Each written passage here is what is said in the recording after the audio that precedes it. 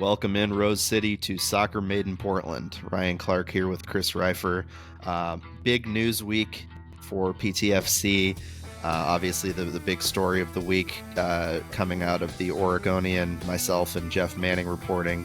The Timbers have dropped DaBella as their primary sponsor. Obviously, DaBella was the kit sponsor for the Timbers at the start of this season and made it one game before some issues came up that led to the Timbers making that decision to drop them.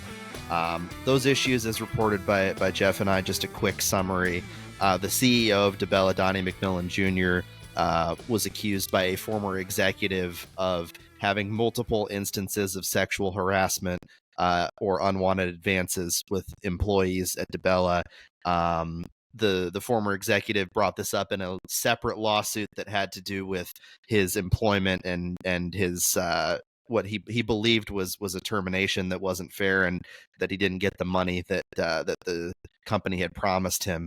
And so through that, a motion was filed to bring forward those documents that this former executive CFO Greg Swartz said will ultimately prove that Donnie McMillan had these issues of sexual harassment in the workplace, which included settlements.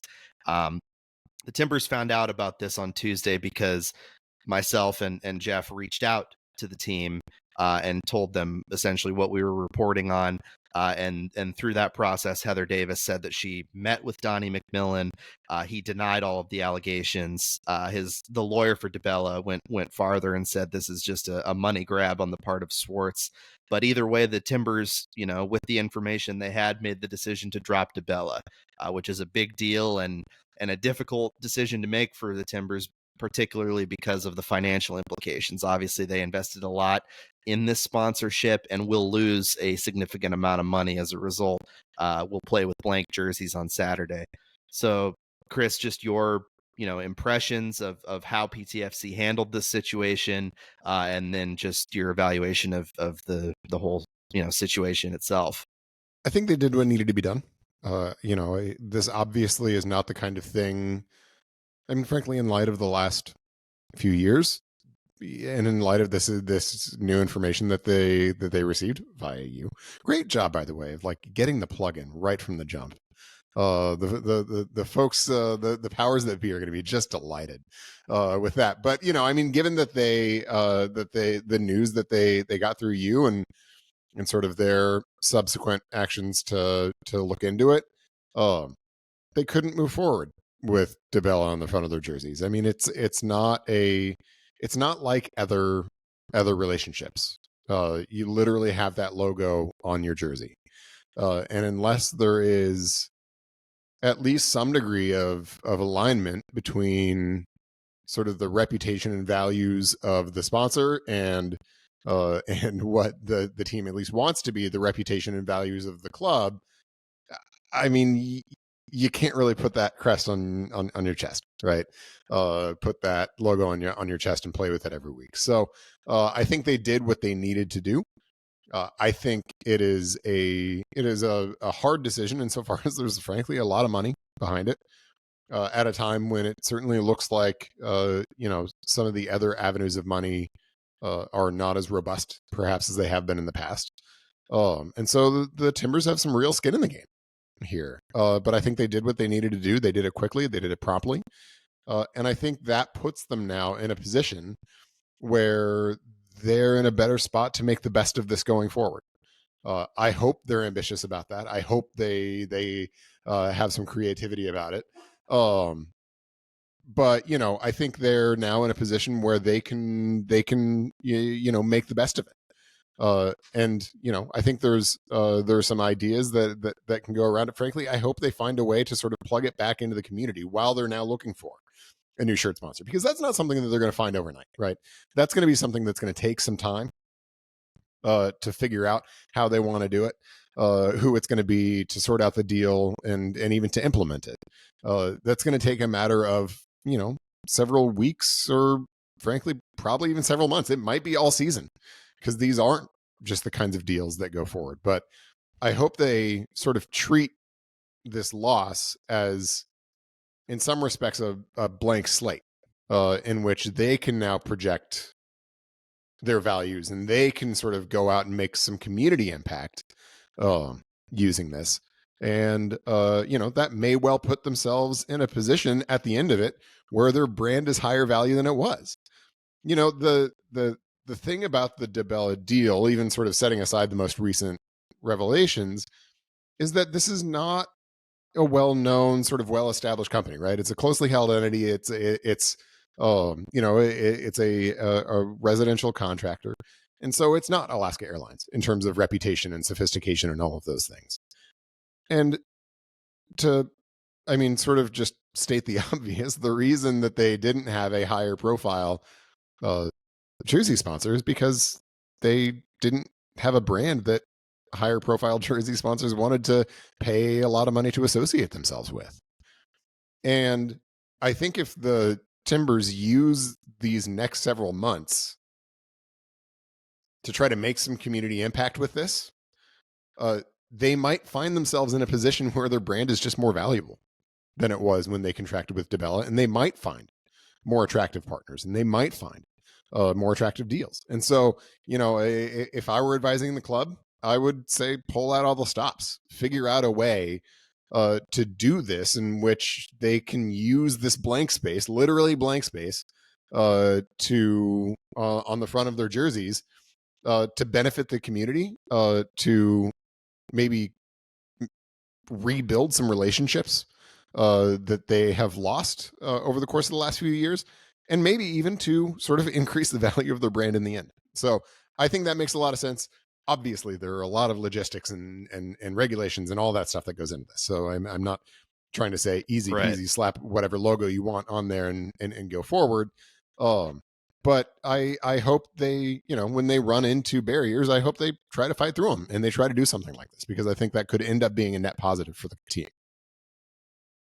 Yeah, it's definitely an opportunity for the club to do that type of work and to go farther than what I think is obviously, the right decision here, and something that, Heather Davis and the Timbers deserve credit for doing the right thing in this situation. The layers of complication with this are obvious, right? That, given that she leads business operations, it was somebody like Heather Davis and her team behind the scenes that helped broker this deal, right? They thought this was initially they thought this was a good deal for the Timbers to make with DaBella, and they thought it was a good community partner, and they had a lot planned with DaBella in the community, in addition obviously to all the advertisements and logos all over the stadium, which Heather now says are going to be covered up on Saturday, including the logo on the front of the jersey. So it's tough that the Timbers were in a situation where they and their third party search firm that they hired to seek out a sponsor did not do enough due diligence to find out about this information. Now, whether that would be possible, given the I think layers that's the big question. It's hard to say. Yeah, it's hard to say whether it's even possible for them to have done that level of due diligence, because this is a situation where, if these settlements and situations exist within DaBella, they'd be very hard for any search firm to obtain without some level of legal recourse that frankly didn't exist for anybody until this lawsuit happened. In all fairness to them, unless there is a lawsuit filed or something like that, these kinds of deals, unfortunately, are very often very private, right? And so, and we know that there were no lawsuits filed about these things because of reporting that you injected for the Oregonian. See, I can do it too. But we know there were no lawsuits filed about these things.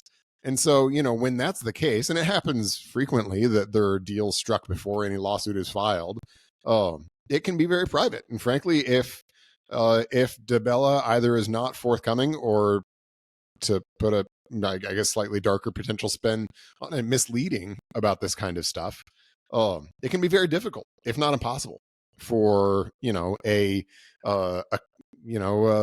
partner like the Timbers, or even their search firm that they used to uncover something like this. And so, I think it's frankly hard to establish a hot take that they didn't do their due diligence, because I just don't think we know that and can say that fairly.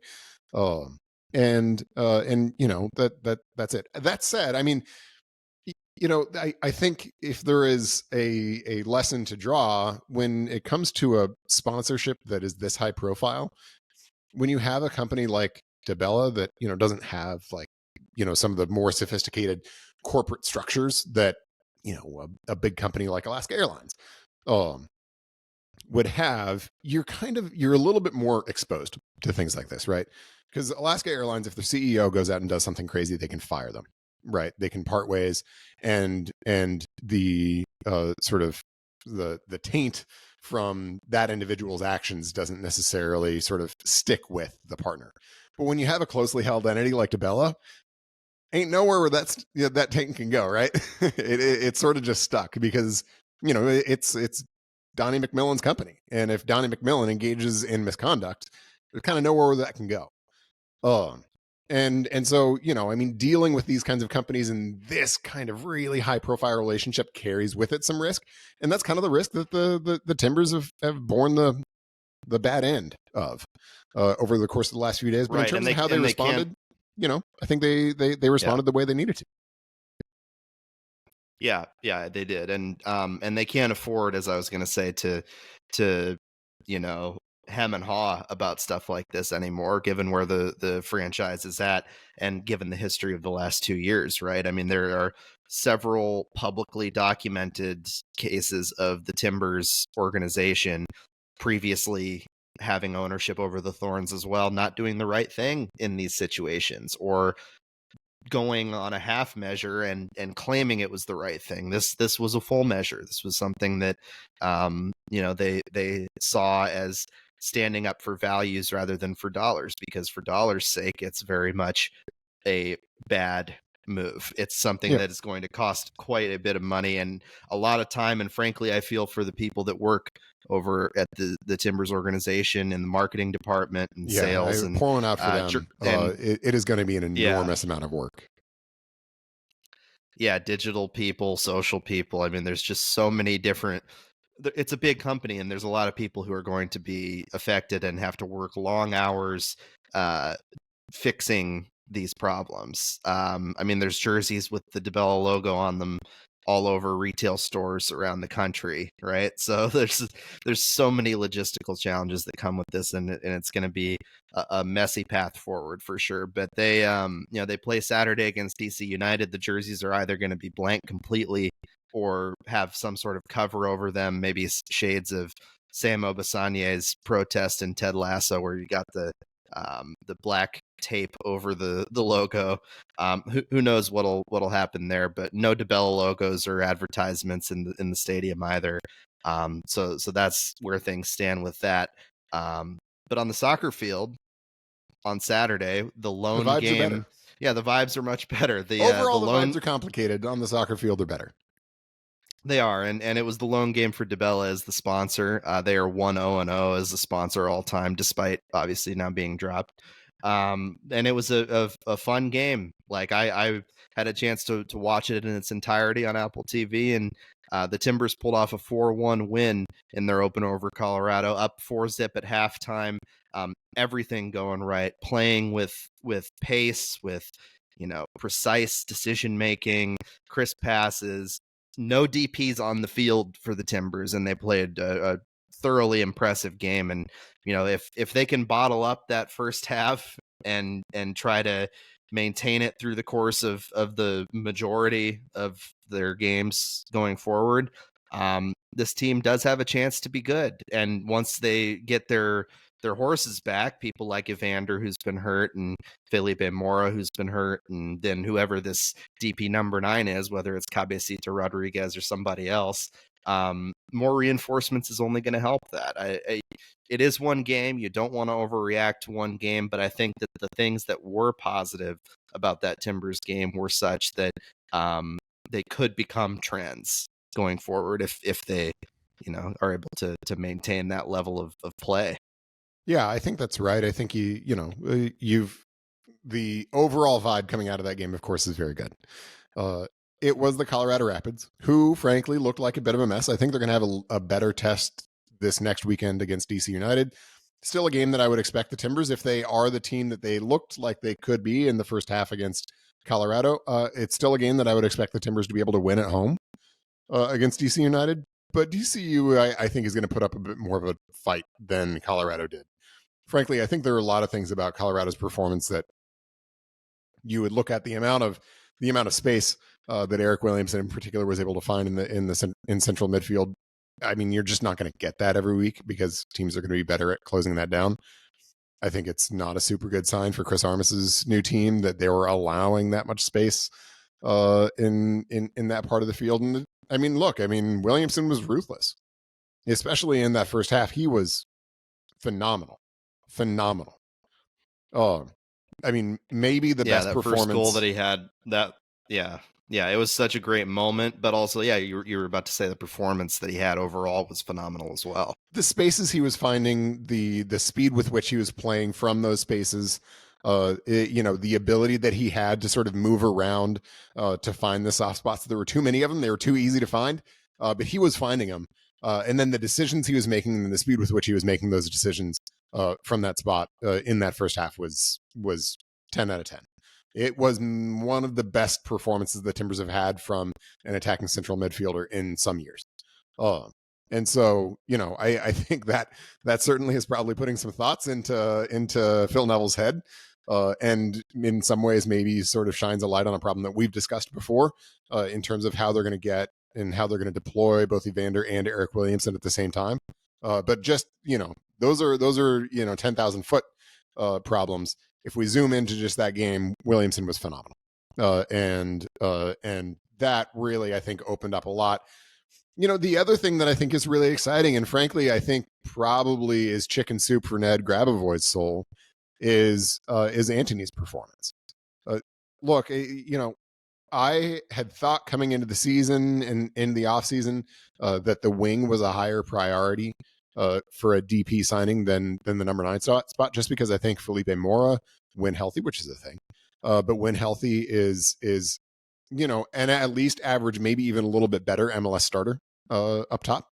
And so I kind of thought that if they needed to focus on one place, it made more sense to do so on the wing and then bring in somebody maybe a little bit younger at the 9 who they would hope would sort of rise to the occasion by the end of the season or next season to be a starting level player and sort of make the upside play there.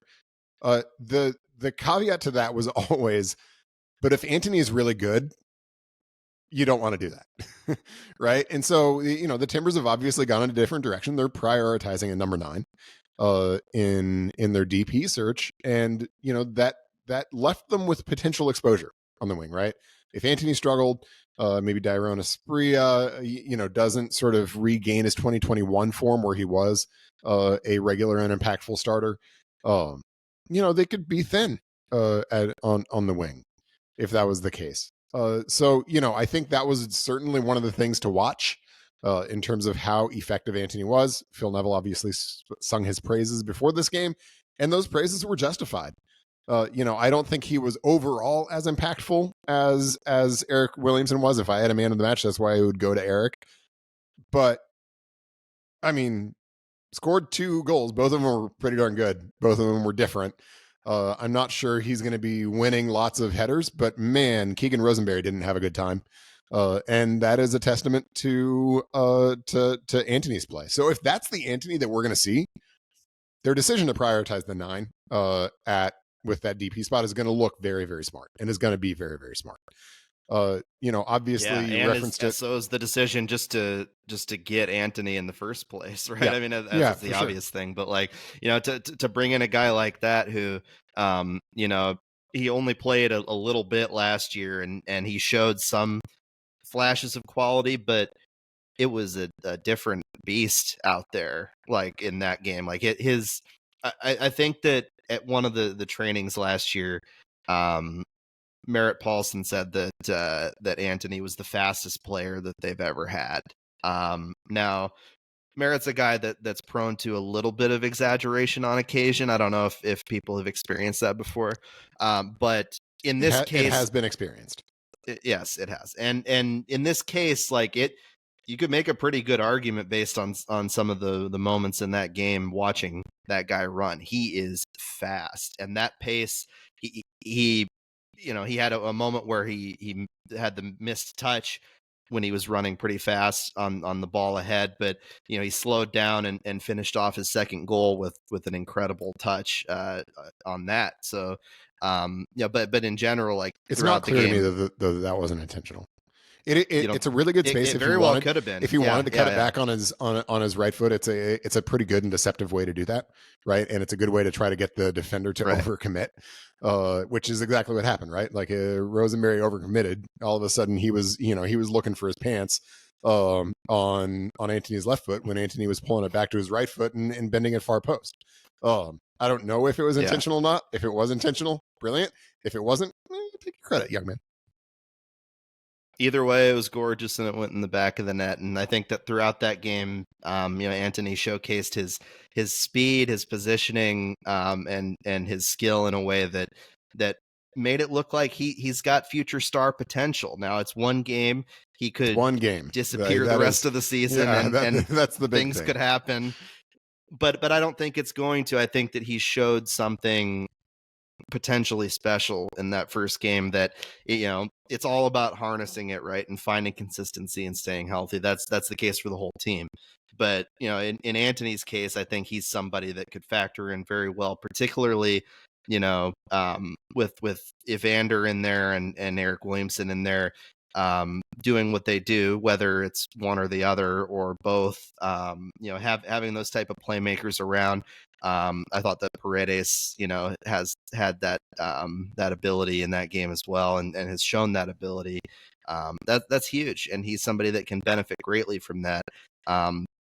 Also, when the number 9 comes around, who that is, some people like ESPN Mexico are saying it's going to be Cabecita, Jonathan Rodriguez, or Tom Bogert, who sort of semi-refuted that report based on his sourcing, which I think his sourcing is obviously strong within MLS. No question. He said essentially that nothing is set in stone yet, and sort of implied that Rodriguez was not necessarily the backup option, but among the options. I'll go ahead and say he's the backup option. I mean, it's clear that deal for Cabecita is there if they want to make it, and it's clear that they're not making it yet, right? They might be very close. It sounds to me like they're trying to push things to come to a head with whatever other option they're exploring. But it's also clear that a deal for Cabecita is on the table. If they choose to go in that direction. And frankly, I think, the way they're approaching this with Cabecita and Mystery Striker makes a lot of sense, right? I mean, it's clear that Mystery Striker is probably somebody who would be a big swing, who would be a higher transfer fee, maybe not necessarily higher in salary. I think in terms of wages, Cabecita would probably, demand a decent wage bill. But in terms of a transfer fee, you're not going to get the same for a 30-year-old guy than you are for a 23-year-old guy, right? And so, it'd be lower end on the transfer fee. And, I mean, I think it makes a lot of sense. Cabecita is a good option, especially if, as Tom Bogert hinted today, doing the Cabecita deal would leave a little bit more in reserve to go after a young DP number whatever in the summer. If that's the case, then frankly, I think you can feel pretty good about that. I don't have much doubt that Cabecita would come in and do well in MLS. I mean, even just this year in which he's sort of been in and out for America, in which he's been playing a few different positions for America, the guy's got like 9 goals and 2 assists in like 1,100 minutes or so. That'll play. Probably won't play for a long time, right? I mean, you're looking at a guy who you would expect to be at peak production maybe for the next year or two, probably 2. You would expect it at peak production before the decline sets in. And so that's why the transfer fee would be lower. But look, I mean, that's going to play in MLS, which I think is not as deep of a league as Liga MX still. That'll play. And so I think there's reason if it's Cabecita to be, at least guardedly excited, but he would not be sort of the, biggest signing we've ever made kind of signing, even if I think the fit could make sense. And so, I think we'll have to wait and see over the next few days, but it's clear that the Timbers have at least one good option, and they're still exploring whether there's maybe one option that they like better. Yeah, one or two really good options, right? The idea of bringing in a younger player that's at a number that goes beyond or even well beyond what they paid for Evander. That's the sort of hype and the talk that's been happening from people like, you know, Phil Neville and Merritt Paulson and at times Ned Grabavoy is the hope of being able to sort of achieve something like that with a DP number 9, maybe a young DP number 9, depending on who it is.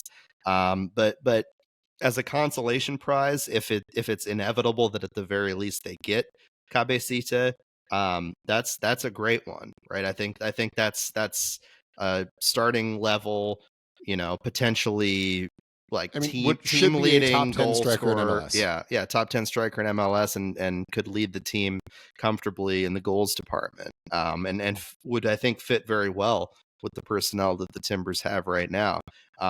It is curious, though, that there has not been really other rumors as far as like who those bigger swing players are, and maybe that's a better thing than if they were to put the name out there, and maybe that jeopardizes the deal. There's a lot of complications and factors in deals like this that can make things interesting, but it is interesting that they haven't floated other major names. What I will say is I think, because sometimes deals, even big deals, stay really quiet like this until very late in the game. And you sort of just have to think about the interests involved. Very often when a team is sort of willing to part with a guy, sort of like, this guy's a little bit surplus to requirements, which I think is very much how America feels about Cabecita right now. It is a nice sort of flexible piece to be a part-time starter, part-time bench player, but they would absolutely move him for the right price. There's not as much incentive on the player side. There's not as much incentive on the club side to keep that deal quiet, right? On the other hand, if a club is selling a guy who is starting regularly, who is you know, a big money signing, and who frankly fans might be a little bit upset if they know he's on the market, there's a lot more incentive both from the club and the player, who probably wants the deal because presumably there's a bag at the end of it. There's a lot more incentive for them to keep it quiet and to keep things a little bit more under wraps sort of as they go. So that's why once in a while you will see sort of these shock moves, right? Because it's like, oh, this guy's been starting for team down in Argentina or wherever, is absolutely crushing it. Could even be in Mexico, could be anywhere, is absolutely crushing it. And of course, Club X doesn't want to be like, hey, we're looking to sell our best player because we're going to get $12 million. They don't necessarily want that out in the reverse all the time. And so, you know, that's why these things can be quiet and can sort of go under the radar for a little bit. And, you know, it makes sense, frankly, if the Timbers are taking a big swing, it's not shocking that this would be that kind of a deal.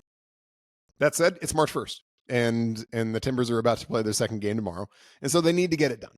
But I think, frankly, that's why we're seeing the Cabecita stuff get a little bit warmer, because I think the messaging there, frankly, it wouldn't shock me if that's coming from the Timbers side. Even Timbers know people in Mexico. They can, you know, text messages get down to Mexico. It wouldn't shock me if that's coming from the Timbers side, because the point is sort of being, now it's time to put up or shut up. You know, this other deal that they're pursuing, maybe the club is hemming and hawing a little bit. They're going to say, hey, they want to get the message out. Hey, we've got this deal with this guy who we think is good, ready to go. So time to put up or shut up. Yeah, it can be part of the negotiations with others, right? It's like it takes two to tango is the old cliche, and that's true between two teams. But in the case of international football transfers, it's taking 3, 4, 5, sometimes 6, 7, 8 people to tango, and that's right. It's a lot of different layers of it where you're sort of using the media's leverage. You're talking to agents, you're talking to players, you're talking to clubs. And they're sort of intertwined in this way behind the scenes that it's a very narrow thread, and so it's going to be an interesting few days and potentially weeks, depending on how this works out. Now, we've reached the 7 to 10 day mark that was originally stated by Ned Grabavoy in his opening press conference. Let's go, I Ned. don't think that's TikTok. gonna happen. It's probably not gonna happen today. It's probably not gonna happen tomorrow. It might. Frankly, we'll see. I mean, I think the noise that we're hearing now strongly suggests that somebody is trying to push this over the line. And it might be Cabecita's camp, it might be Club America, it might be the Timbers. But it looks to me like somebody is trying to get this to that point. So frankly, I think we're now on alert, right? The go bag is packed. We're now on alert for this thing to be finished up. Not necessarily in Ned's 7 to 10 day timeline, but pretty close. Yeah, and I guess one piece of news that did come across our desk, or I guess on my Twitter notifications, with the Timbers just now, was that the U.S. Open Cup, officially the Timbers will be sending T2. Ooh.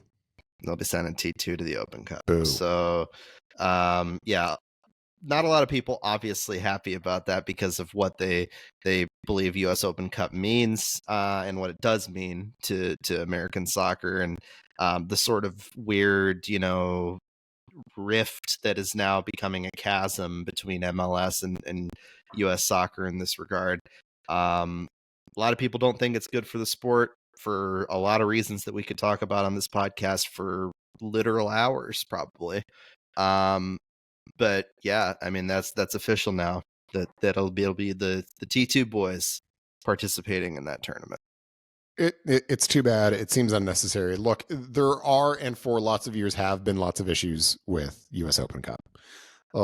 And so, I'm not going to be out here saying the U.S. Open Cup is a perfect tournament that's been run perfectly, because it hasn't been. But this feels very much like MLS largely taking its toys and going home. Frankly, if that wasn't the message that MLS wanted to send, there is a very easy solution, right? Which is just open up rosters to bring in basically as many folks from your second team as you want, and let teams play mixed teams, as frankly they have for the early rounds for the last several years, and let the teams make the assessment. Yeah, they were kind of doing that anyway. Yeah, I mean, and let the teams make the assessment for how they wanted to balance their schedules. But it's clear that MLS does want to send a message that it is taking its toys and going home, or largely taking its toys and going home. And that's too bad, because I think the U.S. Open Cup is cool. It is the most storied. It is the most traditional competition in the United States. I don't think you can crown yourself a national champion in the United States unless you win the U.S. Open Cup. And so it's really a shame that MLS, for all of its reasons, and you're right, we could talk about that for hours. It's really a shame that MLS, for its reasons, is choosing to take its toys and go home here. Doesn't feel good, doesn't smell good, doesn't taste good. And unfortunately, it means we're going to miss out here in Portland, at least this year, on sort of the first team competing in the U.S. Open Cup, which is, USOC is crazy. It's wild, but it's also fun and historic, and is worth the investment. I just wish we could convince the league of that. Yeah, this is something that a lot of other people have said many times over, but it just reeks of this desire for monopolization of the American soccer product in a way that, frankly, if you talk to people around the game who are aware of the cultural impacts of soccer in this country and how one can foster and foment positive growth of the sport and of fan culture, so that it's not just this sort of, empty corporate product. They believe in something like the U.S. Open Cup, and they want it to survive and thrive and be part of a system that they also believe should include things like relegation, but that's another conversation that is in some ways related. So it's messy. It sucks. I shouldn't say it's messy, because maybe that implies other things. Yeah, messy with a Y. But those sort of things do tend to come to the mind. So there's a lot there to unpack with US Open Cup, but yeah, T2 will be there. We'll touch briefly on really the only major sort of Thorns related item this week, and that is the kits, the new kits that NWSL revealed across the league. Total reset under Nike of the kits for the next couple of years. First kits of the Bethal era. Now, quick caveat: the kit completely design designed and and the prepared decision during the making. prior administration. Right, and there's still a transition ongoing with the Paulson regime and the Timbers organization having business employees that are in charge of this sort of thing. So that is where it stands in terms of the people that had more of a hand in this design. Reviews, reactions, they were kind of a mixed bag. I say they would probably lean a little negative, but that's social media, so how much can you really take away from that? There are good and bad aspects to the kits, but I wanted to know your sort of impression of the main one, which is sort of the angular thorn red yellow sort of thing, and then the very simple secondary one, which is like a gray blue, almost sort of. It almost looks like a keeper kit, but yeah. Look, the mighty have fallen. This is the club of the really sort of cool, like Portland flag, red and black kit that they had. There was a little bit of homage to the Portland flag. What was that? That was probably 2018, 2019, maybe 2017, 2018. It is the club of the absolutely legendary Black Rose kit that was, I mean, to my eye, one of the best kits in American soccer over the course of the last decade or so. 2019, 2020-ish. Oh, how the mighty have fallen. The red one, frankly, looks a little bit stock and off rack to me. And the black one, blue one, unclear what color it is, just doesn't do much. Whereas San Diego's slaps hard, and boy, does San Diego slap hard. I saw a thing today that was just like they've been flying off the rack since announced, and frankly, don't blame San Diegans for opening up their pocketbooks for that. That is a kit that's worth opening up your pocketbook for. The Thorns will do better in the future. Yeah, it was a bit rough, in my opinion, honestly. Like people had a lot of very strong opinions about the Ed Hardy tattoo kit, right? Yeah, and it didn't hit for me, but at least it was like a swing. But I got it. Yeah, like even if you didn't like that kit, you sort of understood the vibe they were going for. And then the original sort of classic black jersey they had with the thorns sort of wrapped around the torso area was objectively cool, and I think a good identifier with the red and black, very like strong and significant, like color identifying type of thing with the brand of the Thorns, right? Green has never really been a major part of their uniforms, even though that's technically part of their actual logo. Color palette. The red and black is the color palette. The red and black has been a standby, and that's the Reds there. But there's really, I mean, there's not a lot of black, and the design itself, I don't know. I wasn't a fan. My favorite thing, frankly, about those red kits is the memes that have come out on social media of like 1990s McDonald's uniforms. Those are that's good. You spat upon social media a moment ago. Here I am praising social media, because that is the kind of stuff that social media gets us. It is funny, and it will now be in my mind the McDonald's kit.